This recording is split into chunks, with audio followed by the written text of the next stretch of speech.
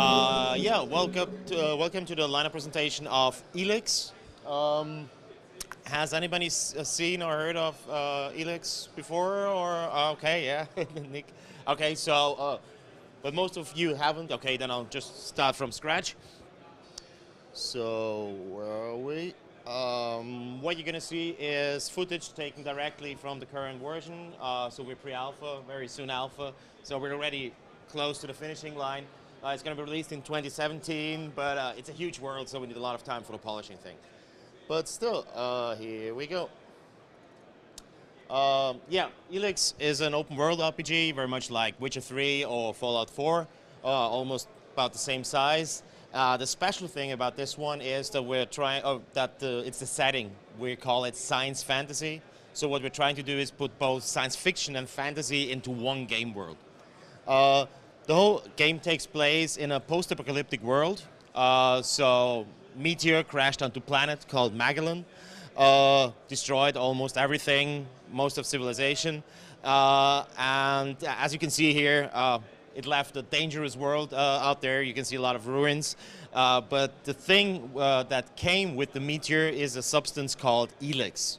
And then Elex changed everything because if you consume Elex, you develop magical powers. You can use Elex as a weapon. You can use Elex to run machines on it. As we just see, he'll loot the guy. He'll find Elexit, which is also currency on this planet. So basically, everybody's out for resources. Everybody's fighting for resources, and Elex is the thing everybody's after, basically. It's what we'll just see. We have a completely simulated game world. That means we don't rely on scripting so much, but most of it is driven by AI.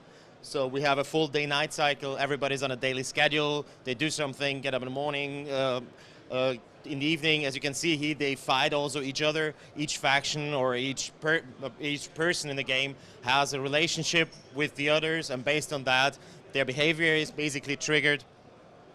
And it even goes so far that you can kill almost any NPC in the game world. So even the quest givers. And if you kill a quest giver, the whole story will basically adapt to what you just did. I'll maybe get to that later. We have one big game world. So basically, once we drop you into the game world, you won't see any loading screen whatsoever. Any point on the horizon that you can see here, so from the mountains there to everything, you can actually really go there. And plus, with the jetpack that you just saw, you can literally go to every point in the game world. Development-wise, it's quite a challenge because usually you have a lot of areas where you don't put that much detail in because nobody's ever going to see them. But here we have to. But it really pays off because it really changes the way how you run through the game world. Usually, if you've got a mountain and you want down, in a normal game you would just run down like that, and here you just jump, and you're there. And it really changes also the speed, how you go through the game world, but also the feeling. Here we can see sword fighting, which is one of the major combat styles basically in the game world. But due to the setting that we have, we can really have a very broad range of weapons here. So we've got swords, you've got sword and shield, you've got swords with a chainsaw attached to it, you have grenade launchers, you have shotguns, you have plasma weapons, you have flamethrowers. So basically, whatever you want, you've got it in there. That's what this thing allows us. Also, there's a lot of exploration, a lot of interaction with the game world. As you just saw, also in the beginning, you can find items basically everywhere. You can also interact with the game world, like sitting here. Doesn't make a lot of sense, but yeah, it's nice. But exploration is really a very large part of it. Here we are in Abessa. That's one of the 5 major regions here. And now we're going to see more about the ranged combat. So we got the plasma weapons. But you can also, of course, interact with the game world and then use it to just fight other people here. And this one is gone as well. And we also want every ranged weapon to feel really different. So it's not just we replace the model, and if you have a shotgun or a plasma weapon, it's just the same. No, it really feels differently. There are different strategies to evade them. So Yeah, a lot of work has gone into that. Of course, there's a full role-playing game in there, so you've got levels, skills, different skill trees for different factions as well. And crafting, you can enchant your weapons, you can upgrade your, whatever you expect from a full role-playing game, it's in there. Also, we for the whole leveling system, we want to just combine the narrative with the game system, so it's not just level up, put some points onto something, but you have to find a teacher who will teach you that, but they will only teach you if you have, for example, a certain rank in a faction, for example. So you have to work your way up and not only get access to these trainers, they'll train you, and so you get up. We just avoided a fight with the jetpack, so that's possible as well. But you can also use the jetpack in combat. So you can just go up and go down, we'll see that later as well. So there will also going to be enemies who use the jetpack, so it's just really fully integrated in the whole movement system. Here we're running towards Dome City in Abassa. This one is, for example, this is controlled by the clerics. That's one of the factions of the game. The clerics believe that technology will save the planet. Everything technology, that's really how the future will look like. Then we have the berserkers. The berserkers think that nature and magic will save the planet. And then you've got the outlaws who don't really have any structure at all. They just like to consume drugs and have a good time. So that's their thing. And then you have the Alps. They're the evil ones, basically. And what they do is, I said before, when you consume Elex, you develop all these magical powers. But the downside is that you lose all your emotions. And that's the Alps. They just want all the Elex they can get and squeeze it out of everything, even the people here. That's they're the bad guys. And our hero here is actually an Alp in the beginning. But then he's betrayed. The Elex leaves his body, and suddenly he starts to feel his emotions for the first time in his life. And that's where the game starts. It's then a story of revenge and lots of monsters. And here we have, for example, the Outlaws. You will have to choose one of these three factions in the game, and that will also change the story completely. So, for example, if you want to enter Dome City, if you're a cleric, because the clerics control the city, you will just go straight to the front door and they say, hey, hi, hello. If you're a berserker, the clerics don't have problems with berserkers, you'll have to do something to get in there. But if you're an outlaw, because the clerics don't like outlaws at all, clerics are all about structures and rules, and the outlaws are quite the opposite, you will have to maybe kill somebody or really do something to get into the city. And just through that, you can also, the game really changes, or what you have to do changes.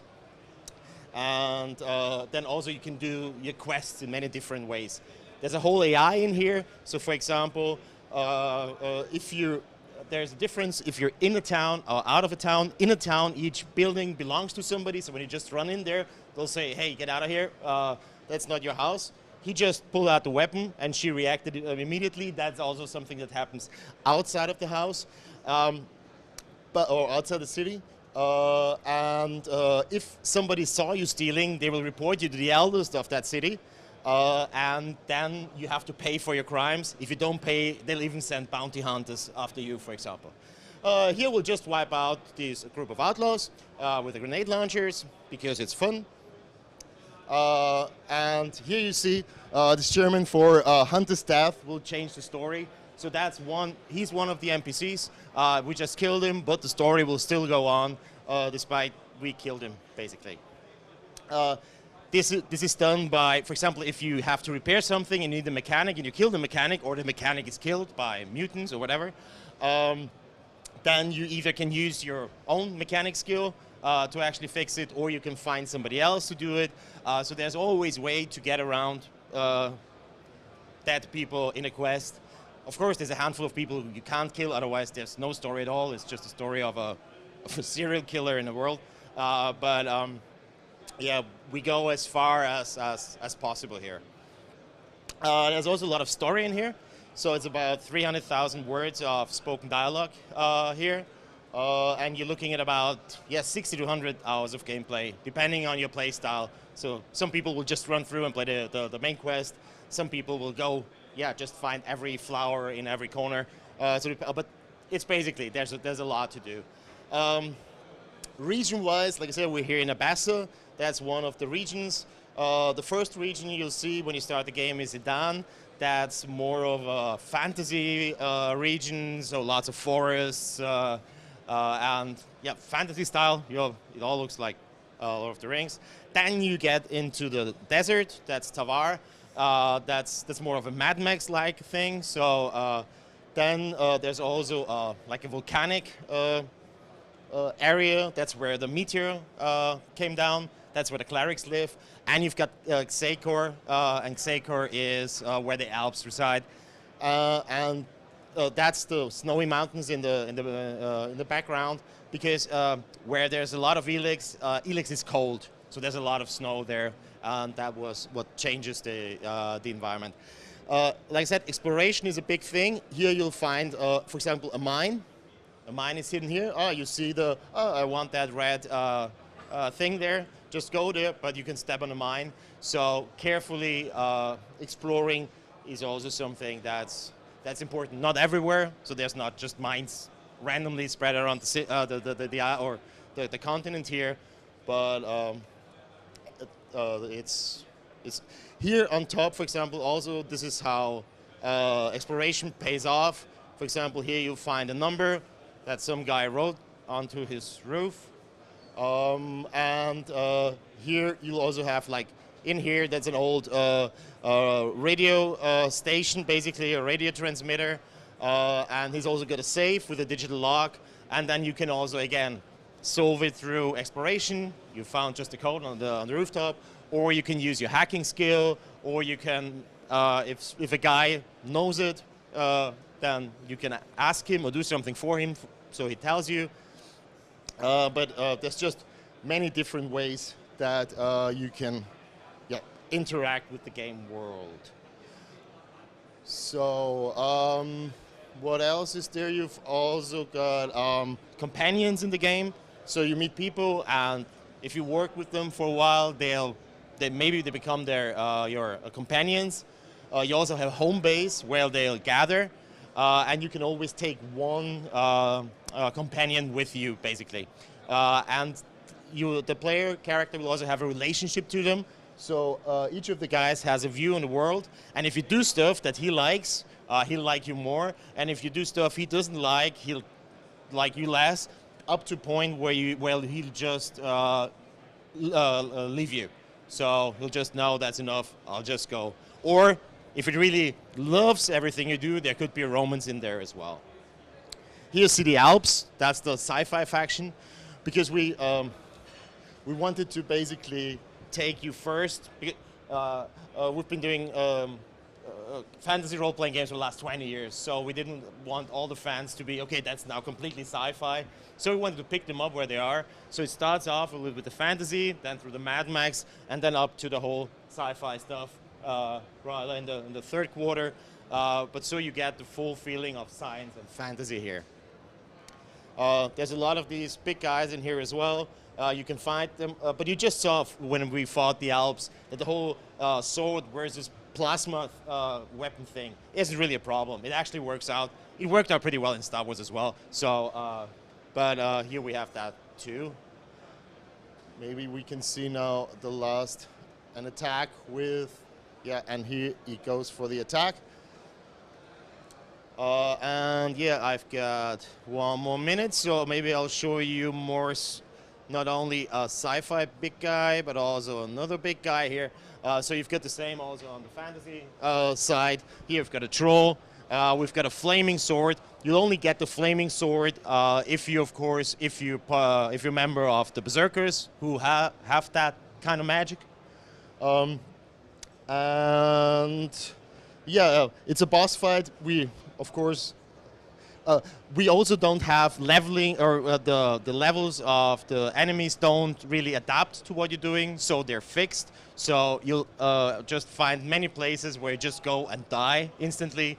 You have to get better, come back, and then try that this doesn't happen. Yeah, it's been developed for PC, Xbox One, and PlayStation 4.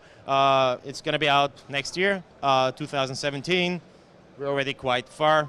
Lots of polishing to do, but we'll try that the whole world is as polished as this demo. Okay, then, any questions, quick?